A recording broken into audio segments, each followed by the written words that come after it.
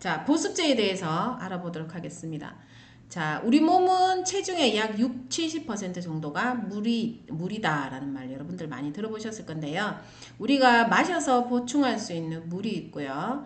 마셔서 보충할 수 없는 물이 있습니다. 즉, 세포 내에 있는 물을 우리는 결합수라고 부르고요. 우리가 소변으로 땀으로 빼내고 다시 마셔서 보충할 수 있는 물을 우리는 자유수라고 얘기를 하죠. 근데 피부가 건조해서 뭐 요즘 뭐 속건성 뭐 이런 말들을 많이 하시는데, 속건성이 생기면 자유수 때문에 문제가 생기는 것보다는 대부분 결합수 때문에 문제가 생기기도 합니다. 결합수는 우리가 마음대로 넣었다가 뺄 수는 없고요. 우리가 노화가 되면, 즉 늙으면 결합수가 점점 줄어들기도 하죠. 어떻든 여러분들이 마셔서 보충할 수 있는 것은 자유수에 해당이 되고 결합수는 보충할 수가 없습니다. 자, 피부 수분 함량은 피부의 노화, 탄력과 매우 밀접한 관계가 있다라고 되어 있고요. 자, 보습제 종류로는 폴리올 종류가 있고요. 그리고 천연 보습인자, 그리고 고분자류, 이렇게 크게 세 가지로 나눌 수가 있습니다. 물론 우리가 보습제는 꼭 물 타입으로 형성되어 있는 수분으로만 보습을 주는 건 아니고요. 오일로도 우리가 보습을 주고 있죠. 어떻든 이러한 보습제에 대한 목적에 대해서 보도록 하겠습니다. 자, 우리가 보습제를 우리는 피부 컨디셔닝제라고 부르기도 하는데요. 이러한 피부 컨디셔닝제는 대부분 어떠한 목적으로 사용되는지 표 안에 한번 보시면은요. 자, 첫 번째, 유연화제, 에몰리언트제 이런 말 많이 쓰죠. 피부 유연화, 에몰리언트 같은 말입니다. 피부를 부드럽게 해주는 건데요. 발랐을 때 피부를 부드럽게 해주는 거는 오일류에 해당이 돼요. 그래서 밑에 보시면은 미네랄, 에스터 오일, 실리콘 오일 이런 것들이 주로 많이 사용된다라고 되어 있는데, 피부를 부드럽게 한다는 거는 흡수가 굉장히 잘 되고, 우리가 이 피부 자체를 부드럽게 할 때 보면 화장품에서 사실 흡수가 잘 안 되는 화장품을 사용하면 피부가 좀 이렇게 화장이 덜 뜬다든지 피부 자체에 빠르게 흡수가 잘 안 되기 때문에 물처럼 빠르게 흡수가 되는 그러한 오일 종류들을 우리가 화장품에 쓰는 거를 많이 좋아하죠. 그래서 미네랄 오일은 사실 요즘 조금 뭐 사람들이 기피하는 현상이 조금 생기다 보니까 천연 오일을 에스터화 시켜가지고 에스터 오일로 사용하는 예도 요즘 많이 생겼죠. 실리콘 오일은 조금 실키한 그런 느낌이 많이 나기 때문에 우리가 색조 화장에서 좀 많이 사용을 하고 있습니다. 자, 두 번째 보시면 수분제라고 해서 휴맥턴트라고 부르기도 하는데요. 이런 수분제 같은 경우는 자기가 물을 끌어안고 있어요. 그래서 물폭탄이라고 부르는데, 대표적인 게 바로 글리세린과 히알루론산이 있습니다. 이런 글리세린과 히알루론산은 자기 그 몸집보다 몇십 배나 큰 물들을 많이 끌어안는 그런 성격을 가지고 있어서 피부를 촉촉하게 하는 대표적인 보습제로 우리가 사용이 되고 있습니다. 자, 세 번째 보시면 수분 차단제, 즉 우리가 피부에 있는 수분이 바깥으로 증발되지 않도록 하는 것은 우리가 오일을 발라서 이러한 역할들을 하고 있죠. 여기에 보면 오일, 지방산, 페트롤라튬이라고 되어 있는데, 페트롤라튬은 우리가 화상 입었을 때 보면 바르는 뭐라고 부르죠?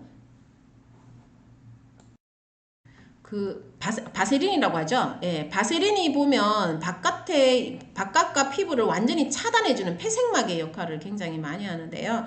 어떻든 이러한 바세린 종류뿐만 아니라 일반 오일들도 우리 피부에 있는 수분이 바깥으로 나가지 않도록 수분을 차단해주는 그러한 역할을 하고 있습니다. 그래서 수분 차단제의 역할을 하고 있는 것은 오일 종류다, 이렇게 그냥 알고 계시면 되고요. 우리가 노화 같은 경우에 보통 수분크림만 바르는 사람들이 굉장히 많은데, 수분크림 다음에 유분크림을 발라주면은 피부를 좀 더 촉촉하게 유지할 수가 있습니다. 그게 바로 수분 차단제의 역할을 하기 때문이죠. 자, 네 번째 보시면은 피부 컨디셔닝제로서 기타의 용도로 사용되는, 뭐 영어로 하면 미셀레니어스라고 표현하는데, 어떻든 기타의 용도로 사용되는 경우라고 되어 있습니다. 이러한 기타에는 보면 이제 피부 장벽제로 우리가 피부 보습제가 사용될 수 있다라는 그런 뜻인데요. 우리가 피부 장벽제로, 대체제로 사용되는 것들은 피부 구성하고 있는 물질들을 대부분 좀 많이 사용을 하고 있죠. 대표적인 게 세라마이드가 피부 장벽제로 굉장히 많이 사용이 되고 있습니다. 그래서 이 별표 있는 부분은 주의 있게 봐주시고요. 자, 피부 장벽 대체제, 각질층의 세포 간지질의 주 성분은 세라마이드가 제일 많이 들어있죠. 손상된 피부 장벽을 개선시키는 성분으로 컨디셔닝제 기타로 분류가 되고 있는데요. 어떻든 피부 장벽제의 대체제의 대표적인 물질은 세라마이드고 그 외에도 콜레스테롤, 지방산 이러한 것들이 사용될 수도 있습니다. 자, 보습제 대표적인 글리세린을 한번 볼까요? 자, 글리세린은 세 개의 수상기 OH라는 수상기를 가지고 있다. OH 수상기가 많으면 많을수록 물에 잘 녹죠. 세 개를 가진 삼가 알코올 폴리올유로 보습제로 가장 많이 사용되고 있고요. 화학 명칭으로 글리세롤이라고 부르기도 하는데요. 이 글리세롤이라는 요 성분이 대부분 97, 8% 정도 함유되어 있기 때문에 글리세린을 글리세롤과 혼합해서 글리세롤로 부르기도 합니다. 자, 보습력이 우수하나 많이 사용할 경우 끈적임이 매우 심하고요. 그리고 열 발생을 일으킬 수가 있습니다. 여러분들이 살 빼는 크림, 열 발생되는 어떠한 그런 것들 보면 대부분 글리세린이 굉장히 많이 들어있어서 그렇습니다. 글리세린을 손등에 한 방울만 떨어뜨려서 이렇게 문질러 보면 열이 나요. 그래서 살 빼는 크림의 대표적인 주성분은 글리세린이라고 볼 수가 있죠. 살이 빠지는 건 아닌데 열이 나는 것처럼 보이니까 살 빼는 것처럼 보이려고 그러한 성분들의 주성분의 글리세린을 많이 쓰고 있어요. 글리세린은 우리가 비누화 반응을 통해서 많이 얻고 있죠. 그래서 동물성 기름에서 뽑게 되면 동물성 글리세린이고 식물성 기름에서 나오면 식물성 글리세린으로 사용을 하고 있습니다. 자, 두 번째 보시면은 프로필렌 글라이콜이라고 해서 줄여서 우리가 PG를 이렇게 많이 쓰기도 하는데요. 이러한 PG도 우리가 보습제로 많이 사용되고요. 그 다음에 부틸렌 글라이콜이라고 해서 줄여서 BG라고 쓰기도 해요. 보통 일반적으로는 13비지를 좀 많이 사용하기도 하는데요. 이러한 뒤에 글라이콜로 끝나는 폴리올류 종류들도 대표적으로 우리가 보습제로 많이 사용되는 그러한 원료에 해당이 되고요. 히알루론산은 여러분들이 많이 들어보셔서 잘 아시죠, 그죠? 자, 히알루론산은 예전에는 우리가 닭벼슬에서 추출해서 많이 사용을 했었는데요. 요즘은 미생물을 발효시켜서 만들어서 사용되는 히알루론산이 점차 많이 늘어나고 있습니다. 자, 그리고 세라마이드도 우리가 피부의 장벽제로 사용되는 그러한 용도의 기타 용도의 보습제로 사용되기도 하고요. 그 외에 베타인이나 다양한 제품들이 추출물 종류들이 우리가 보습제에 보조하는 역할로 많이 사용되고 있습니다. 자, 화장품 원료에 사용되는 것들 중에서 우리가 비타민 종류들을 굉장히 많이 쓰고 있는데요. 비타민 종류는 수용성과 지용성이 있다라고 되어 있고 시험 문제에 수용성과 지용성을 구분하는 형태로 시험 문제 나올 수도 있습니다. 그래서 수용성과 지용성을 구분해서 여러분들이 외워주셔야지만 되고요. 지용성에 보시면 비타민 A를 우리가 레티놀이라고 부르기도 하고 비타민 D를 칼시페롤, 비타민 E는 토코페롤이라고 부르기도 하고요. 비타민 K는 필로키논, 그리고 비타민 F는 우리가 리놀렌산이라고 부르기도 합니다. 어떻든 지용성은 A, D, E, K, F가 우리가 지용성에 해당이 되죠. 아데크 F 이렇게 외우셔도 될 것 같습니다. 지용성을 먼저 외우면 나머지는 수용성이니까 수용성을 별도로 안 외우셔도 되겠죠. 하지만 이러한 비타민은 시험 문제 나올 때 보면 비타민 B3는 나야신 아마이드고 B5는 판테놀이고 B7은 비오틴이다. 그리고 비타민 A는 레티놀이고 비타민 E는 토코페롤이다. 이런 기본적으로 화장품에 가장 많이 사용되는 제품들은 또 다른 이명이 시험 문제에 종종 짝으로 출제가 되기도 하기 때문에 그러한 형태로도 외워두시는 게 좋을 것 같습니다. 자, 여기에서 보면 비타민 및 유도체라고 제목을 적어놨는데요. 우리가 비타민 자체로는 안정성이 떨어지는 것들은 우리가 유도체라고 해서 비슷한 효능을 나타내는 그러한 형태로 만들어가지고 사용을 하기도 하죠. 그래서 기능성 화장품이냐 아니냐 이런 거 따질 때 보면 물론 레티놀 같은 경우는 유도체나 이 비타민이나 똑같이 우리가 기능성으로 사용되지만 비타민 C 같은 경우에는 비타민 C는 기능성이 아니고 비타민 C 유도체가 기능성으로 사용되기도 합니다. 그래서 유도체냐 아니냐 이런 것들을 구분하는 것들도 시험 문제에 출제된 적이 있습니다. 첫 번째 보시면 나야신아마이드, 비타민 B3라고 부르기도 하고요. 수용성에 해당이 되고요. 우리가 기능성 물질로 등록이 되어 있고 사용 함량은 2에서 5% 정도 사용하게 되면 자료 제출이 생략되는 기능성 원료로 많이 활용이 되고 있습니다. 자, 레티놀 같은 경우에는 우리가 보면 당근처럼 이렇게 약간 주황색의 빛깔을 나타내고 있죠.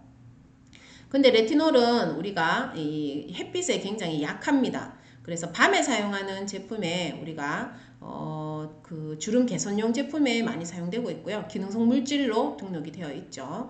이 레티놀 같은 경우는 그 유도체가 시험 문제에 나왔었어요. 그래서 레티닐 팔미테이트, 폴리에톡실레이티드 레틴아마이드, 요게 우리 책에 나오는 기능성 물질에서 나오는 유도체에 해당이 되는데요. 이러한 것들은 여러분들이 시험 문제 나오면 우리가 객관식으로 나오기 때문에 주관식으로 정확한 명칭을 안 해오셔도 괜찮을 것 같습니다. 그래서 레티놀, 레티닐, 그리고 레틴 이런 말들로 들어가서 유도체로 지금 되어 있고요. 토코페롤은 우리가 유도체 가장 많이 사용하는 게 토코페릴 아스테이트라는 거를 제일 많이 사용을 하고 있습니다. 그 외에도 보면 토코페릴 리놀리에이트, 토코페릴 리놀리에이트와 올리에이트 이런 식으로 많긴 한데요. 어떻든 아스테이트가 우리가 일반적으로 제일 많이 사용되는 유도체에 해당이 되고요. 자, 아스코빅 애시드는 우리가 비타민 C를 의미하는데요. 이 비타민 C를 또 다른 말로 우리가 아스코빅 애시드로 부르고 있고, 그렇지만 이 비타민 C는 우리가 기능성 물질로 등록되어 있지는 않죠. 3번에서 우리가 제가 덜 설명했네요. 토코페롤과 토코페롤 아스테이트는 자체는 기능성 물질로 등록되어 있지는 않고요. 우리가 산화 방지제로 많이 사용이 되고 있습니다. 자, 4번에서 아스코빅 애시드 같은 경우에는 우리가 유도체가 기능성 물질로, 미백 기능성 물질로 우리가 등록이 되어 있죠. 그래서 보시면 아스코빅으로 되어 있잖아요. 근데 아스코빌이라는 말이 들어가 있어요. 유도체는. 그래서 유도체는 이런 형태로 외우셔도 되고요. 지금 여기 나와 있는 성분은 우리 책에 기능성 화장품에서 한 번 더 다루고 있습니다. 그래서 유도체는 반드시 기억을 하셔야 되고요. 시험 문제도 한번 출제가 됐었습니다. 자, 아스코비스테아레이트 당연히 비타민 C의 유도체에 해당이 되고요. 자, 판테놀은 우리가 기능성 물질로 등록할 때는 우리가 정식으로 표시되어 있는 거는 덱스판테놀로 되어 있기 때문에 여러분들 시험 문제 나온다면 덱스판테놀로 용어를 표시해야지만 맞다고 할 수가 있습니다. 우리가 탈모 기능성 물질로 등록만 되어 있죠. 자, 우리가 판테놀은 크게 보면 DL-판테놀, D판테놀이라고 해서 여러분들이 구매할 수가 있는데요. 이 D판테놀 같은 경우는 덱스판테놀을 의미하는데 이 D판테놀은 판테놀 100%로 생긴 거는 투명한 액상에 굉장히 점도가 높은 그런 형태로 되어 있고요. DL-판테놀 같은 경우는 하얀색의 분말 형태로 되어 있습니다. 고상이죠, 그죠? 분말 형태도 우리는 고상이라고 표현을 해요.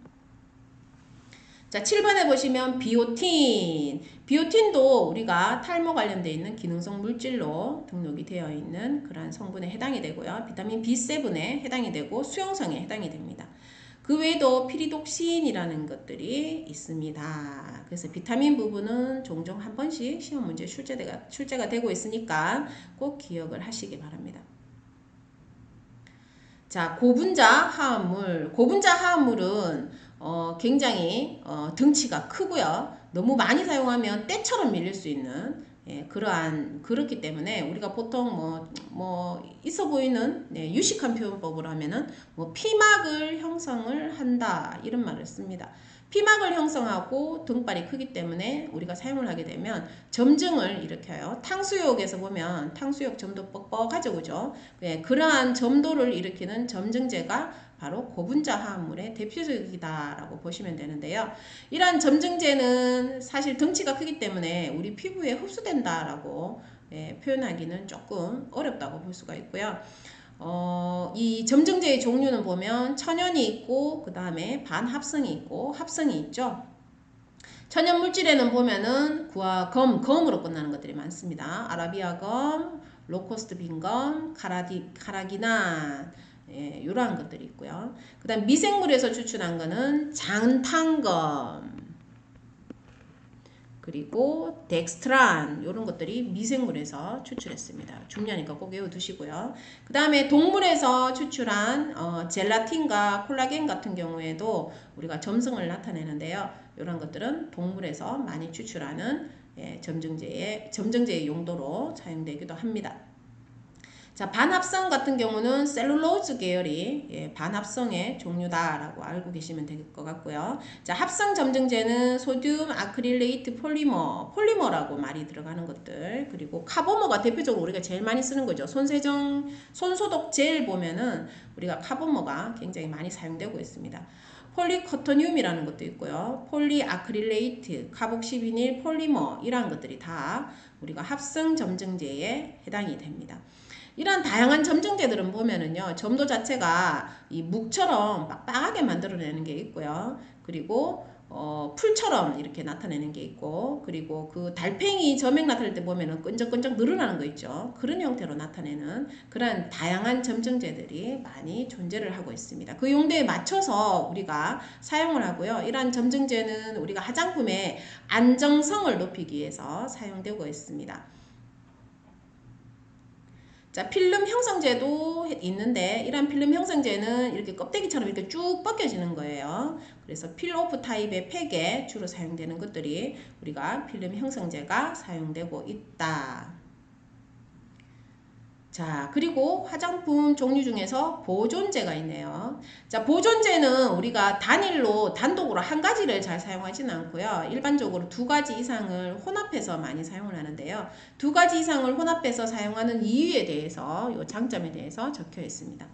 광범위한 스펙트럼을 나타내기 위해서, 즉 여러 가지 종류의 세균과 진균을 많이 죽이기 위해서 우리가 보존제를 2개 이상 혼합해서 사용하기도 하고요. 또한 2개 이상 혼합했을 때는 사용량이 많이 줄여서 사용할 수도 있습니다. 단독으로 썼을 때는 양을 많이 넣어야 되는데 줄여서 썼을 때는 양이 많이 줄어들기 때문에 피부 자극도도 많이 낮아진다라고 할 수가 있죠. 그래서 어떻든 장점을 보시면 첫 번째는 미생물의 생성 억제, 사멸에 이런 것들이 광범위하게 작용하고요. 다양한 저항성균에 대한 항균 및 생성 억제가 있고요. 생화학적 항균 상승 효과도 발생하고요. 첫 번째, 두 번째, 세 번째 다 비슷한 내용들이죠. 그죠?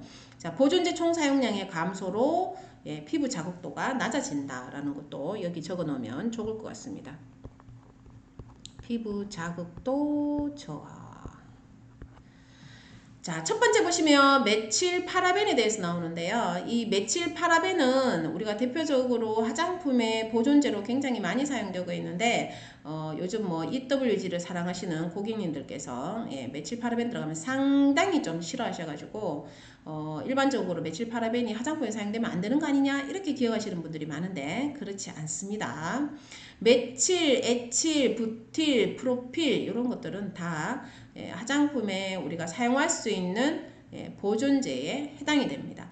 단일 성분일 때는 0.4, 혼합일 때 0.8 돼 있는데요. 이거는 뒤로 넘어가면 우리가 사용 한도가 있는 화장품 원료에서 우리가 한 번 더 외워야 되기 때문에 거기에서 외우시고요. 두 번째로 한 번 더 여러분들이 외우실 때 그때 한 번 더 보시라고 아주 친절하게 뒤에 있는 내용까지 한번 적어봤습니다. 자, 2번과 3번은 우리가 옥시 사건 생겼을 때에 문제가 됐던 CMIT와 MIT에 해당이 되죠. 메칠클로로 이소치아졸리논과 메칠 이소치아졸리논은요, 두 개가 혼합됐을 때에 살균 보존제로서 효능을 발휘합니다. 두 개 혼합하는 혼합물의 용도는요, 농도는 3대1로 우리가 혼합해서 사용하고 있고요. 배합 한도는 0.0075%를 쓰도록 되어 있습니다.